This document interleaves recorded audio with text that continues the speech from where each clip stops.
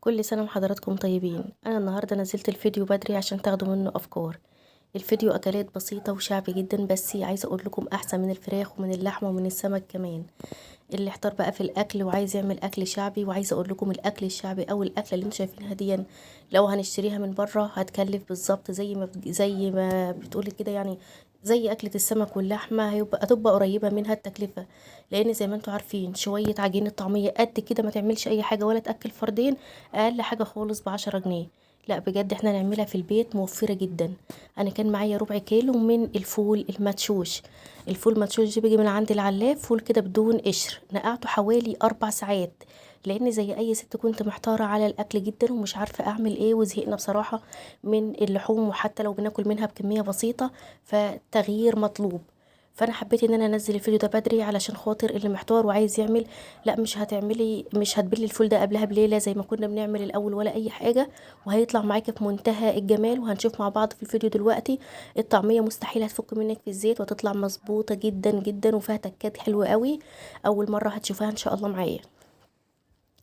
انا بليت الفول دوت في ميه بتغلي، اهم حاجه بنليه في ميه بتغلي عشان يجي معاكي بسرعه. جبت حزمه صغيره كده من الكرات وبصليه صغيره، بدات ان انا اقطعهم عليه. كمان قرن من الفلفل وكمان 4 فصوص من الثوم. الفلفل دوت اختياري، ممكن تستغني عنه، الشطه قصدي قرن من الشطه. ممكن تستغني عنه لو ما بتحبيش الحاجه سبايسي، بس بصراحه هو مش كان سبايسي قوي. كان سبايسي على خفيف خالص، حتى انا ضفت في الاخر كمان شويه شطه علشان الطعمية تبقى نفسها حلو. عايزة اقولك بقى الحاجة اللي في البيت ديت مختلفة تمام الاختلاف عن اللي انت بتجيبيها من بره. يعني بجد الطعمية اللي بتجيبيها من بره مش زي البيتي خالص، لا نفس ولا ريحة زي البيتي ولا اي حاجة. بجد في البيت مميزة جدا جدا. وعايزة اقول لكم بقى ربع كيلو الفول المشوش دوت انا جايباه ب7 جنيه ونص. شوفوا ما شاء الله ب7 جنيه ونص عمل لي كمية قد ايه، كمية كبيرة جدا وفاض معايا كمان. وعنت منه خزنت منه كمان كيس كبير في الفريزر. هبقى استعمله في مرة تانية. يعني لو انت اشتريتي الاكله ديت وحبيتي تعملي الاكله الاقتصاديه اللي انا عملتها ديت هتكلفك جدا جدا لو اشتريتيها من بره. هتبقى برضو مكلفه عليكي يعني. فلو انت عملت الحاجه ديت في البيت بجد هتاكلوا احلى طعميه بيتي ممكن تاكليها في حياتك كمان. بصوا بقى، انا كان معايا نص كوبايه كده صغيره من استكانه الشاي الصغيره ديت من الميه، وبحط منها معلقه بمعلقه او معلقتين صغيرين بمعلقتين كده علشان خاطر الفول يمشي في الكبه. انا في الاول كده كسرت الفول الاول كده، وبعدين بعد ما كسرته خالص كده بدأت ان انا افضيه. ورجعت تاني بعد ما كسرته رجعته تاني الكبة وضفت عليه حوالي معلقة كده كبيرة من المية.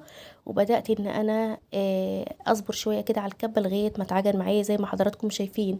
اوعي تزودي المية، واوعي تزودي برضو في البصل تكون بصلية صغيرة.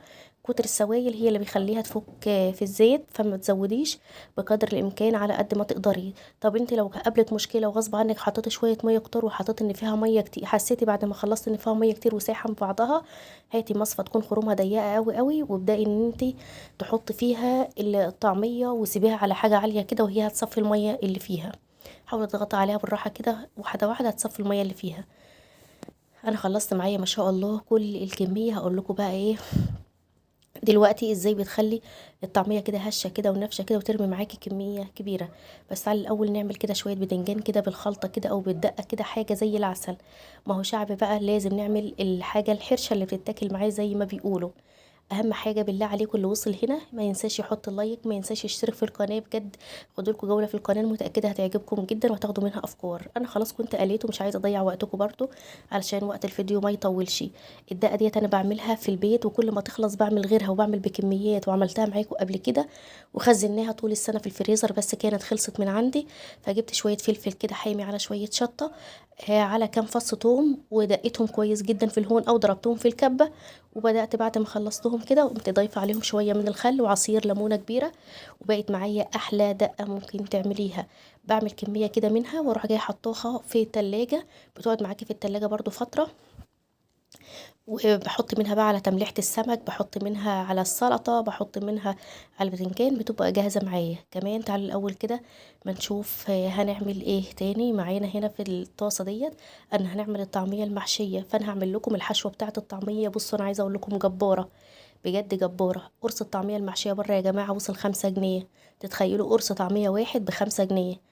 طب حرام لو انت بقى عندك كذا فرد وبحب طعمية، او فرد واحد والله مش هيكفي القرص ده، لا ده احنا هنعمل نوعين اتنين من الطعمية، طعمية عادية وطعمية محشية في البيت، وما كلفتناش غير 7 جنيه ونص، اكلة ما كلفتناش غير 7 جنيه ونص، والحاجات التانية موجودة عندك في البيت. انا عملت، حطيت بصلايه كده صغيره قطعتها تقطيع عشوائي، وحطيت قرن كده من الشطه. طبعا الطعميه المحشيه دايما بتبقى مشطشطه شويه، برضو لو مش بتحب الحاجه مشطشطه ممكن تستغنى عنه وتحط فلفل.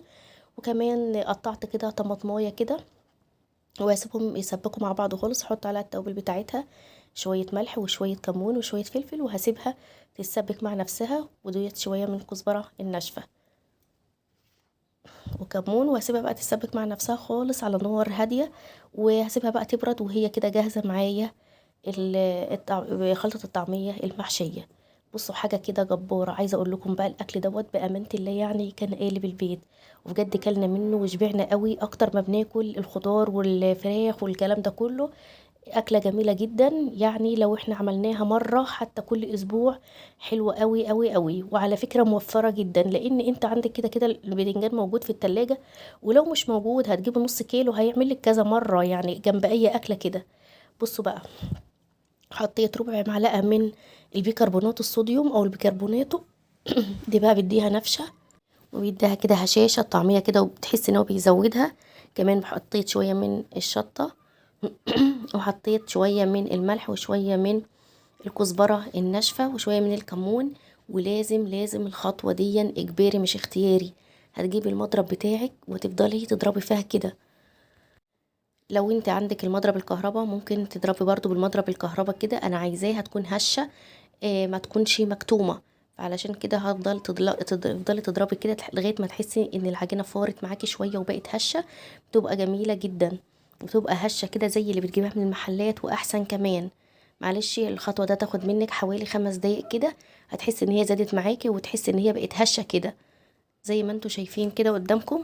هجيب بقى شويه كده من السمسم عشان انا هقلي شويه بالسمسم للولاد، وشويه تانيين هعملهم محشيين. طبعا الطعمية بقى مش بتبقى لوحدها، يعني انت بتعملي جنبها شوية بتنجان بدقة، وانا برضو واقفة كده عملت شوية سلطة خضرة اللي هي عبارة عن طماطم وخيار وشوية كده من البقدونس او الشبت المتاح عندك بتحطيه من الخضار يعني، وبصلية صغيرة بقطعهم عليها، وقرن فلفل وحته كده من الخلطه اللي انا كنت عاملاها للبدنجان بتخلي طعمها حلو قوي ومميزه قوي، وشويه بقى من الملح والكمون وعصره ليمونه، وهي نص ليمونه كده صغيره، وكده بتبقى السلطه جاهزه معايا وبتبقى جميله جدا. طبعا هعمل برضو جنبها قرص كده من البيض، بصوا شكلها هشش وشكلها جميل ازاي.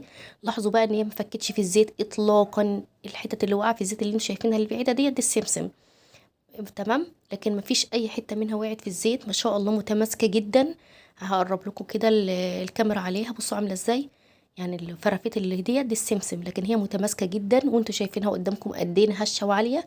لو انت بقى عايزه الطعميه مقرمشه قوي ما بحبهاش طريه، بتقلبيها كذا قلبة، يعني كل ما تاخد لون بسيط تقلبيها على الناحية التانية، تاخد لون ترجعها تاني، او تبططيها شوية عن كده. انا بصراحة بحبها تكون طرية كده، ما بحبهاش لا انا ولا ولادي ناشفة خالص كده، في ناس بقى بتحبها ناشفة قوي، فالناشفة قوي دي بتبططيها شويتين وكل شوية تقعدي تقلبي فيها في الزيت علشان تطلع لك ناشفة.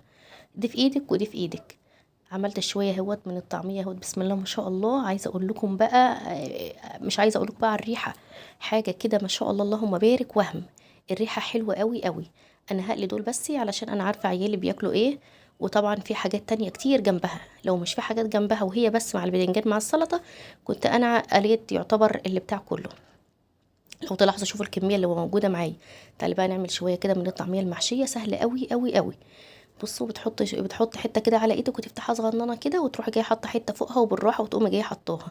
لاحظوا ما شاء الله برضو ما فتحتش في الزيت، ما اتفرتكتش، مش اي حاجه، معنى ذلك ان هي ناجحه 100%. اللي وصل بقى لغايه هنا ونسي يحط اللايك، امانه عليكي لو استفدتي لو استفاده بسيطه ما تنسيش تحطي اللايك الجميل بتاعك. تمام. برضو انا ما عملتش الطعميه المحشيه كتير، انا عملت 4 قراص كبار خالص اهوت ما شاء الله. يمكن كمان الكاميرا ظالمه حجمهم، يعني فيهم واحد وسط كده والتلاتة ما شاء الله كانوا كبار. وفاض كمان معايا شويه دولي من الخلطه بتاعه الطعميه المحشيه، انا احطهم في كيسه صغيره كده واحطهم في الفريزر لمره تانية. وشوف ما شاء الله دول فاضوا معايا برضو حبه كويسين جدا يعني كتار ما شاء الله. هعينهم برضو في كيسه كده في الفريزر، وان شاء الله هستعملهم برضو مره تانية. كل ده من 7 جنيه ونص. والله لو انت 7 جنيه ونص وتروح تشتريتي ما تشتري بهم اي حاجه ولا هيجيبولك اي حاجه. تعالي بقى نعمل معانا شويه فول بقى. الفول دوت انا عملته معاكم قبل كده في القناه، لو عايزين اسيب لكم اللينك ممكن اسيب لكم اللينك في صندوق الوصف. اللي مش عارف صندوق الوصف هتتكي على عنوان الفيديو هيدخلك لصندوق الوصف. الفول ده انا عاملاه ومخزناه في الفريزر معاكم قبل رمضان، حاجه كده اللهم بارك زي السكر. جميل جدا حلو قوي بجد. حطيت شويه من الزيت، اللي بيحب الزيت يحط واللي بيحب السمنه البلدي يحط. اولادي بيحبوه بالزيت والليمون. وعصره كده ليمونه وشويه كده من الشطه وشويه من الكمون وشويه من الكزبره الناشفه لو عايزه تحطي، وتسيبيه كده على النار كده. طبعا هو كان لسه مجمد شويه. كمان الطحينه اللي زي العسل ديت انا عملتها معاكم برضو في القناه قبل كده، حاجه كده اللهم بارك. وهم بقالها شهر معايا في الفريزر زي ما انتوا عارفين انا كنت مسافره ولسه راجعه بقالي اسبوع. فالحاجه كانت بصراحه زي ما هي، علبه الطحينه زي ما هي. وعايزه اقول لكم بقى وهم حطيت منها معلقه كبيره على الفول، مش عايزه اقول لكم يعني حاجه كده اللهم بارك تحفه. مخليه الفول له طعم تاني خالص الفول بالطحينه. حاجه كده عسل. بس للاسف الكاميرا كانت فصلت معايا ومش جت وانا بحط على الفول. حاجه كده بسم الله ما شاء الله زي العسل. كمان هعمل قرص من البيض بقى زي ما انت عايزة 4 6 10 البيض اللي عندك براحتك. ان كل واحدة عارفة بيتها وعيالها بياكلوا ايه. وهحط بقى وهعمل لهم بيض قرص كمان جنب الاكل. دلع كده الولاد. مش معنى ان احنا بنعمل اكل شعبي ان احنا نطنش في الاكل خالص. وكمان شوية مخلل بقى وشوية سلطة. وديت كانت سلطة جبنة بقى، الجبنة قريش على طماطم على عود كده من الكرات. طعمها تحفة جدا مع شوية طماطم وشوية زيت نباتي. بصوا انا عايزة اوريها لكم معلش انا كنت ماسكة الكاميرا بايد واحدة. دي الطعمية المحشية شفتوا جميلة قد ايه ما شاء الله تحفة جدا. وطبعا الإضاءة عندي مش حلوة خالص في الصالة فمش جايبة الطعمية على حقيقتها. عفوا. بجد أكلة وهم جدا. كنت عاملة شوية عصير بقى فراولة بالموز حلو قوي ما شاء الله. طعمه كان جميل جدا مميز قوي. والبيض القرص زي ما انتم شايفين بجد كانت أكلة حلوة قوي قوي قوي.